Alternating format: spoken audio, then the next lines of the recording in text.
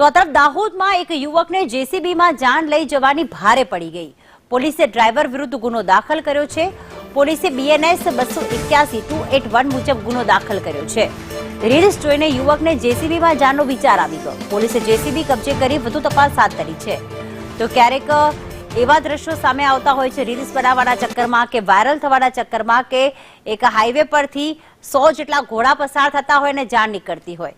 ત્યારે રીલ્સના ચક્કરમાં હવે ક્યાંક આવા વિડીયો પણ સામે આવ્યા છે કે એક વરરાજા જે છે કે યુવક જે છે તે જેસીબીમાં જાન લઈને ગયો હતો. જેસીબીને સળગારવામાં આવ્યો છે ત્યારે વિડીયો વાયરલ હાલમાં થયો છે. ત્યારે પોલીસે હાલમાં ફરિયાદ દાખલ કરી છે. રીલ્સના રોલામાં વરરાજા જેસીબી લઈને પહોંચ્યા.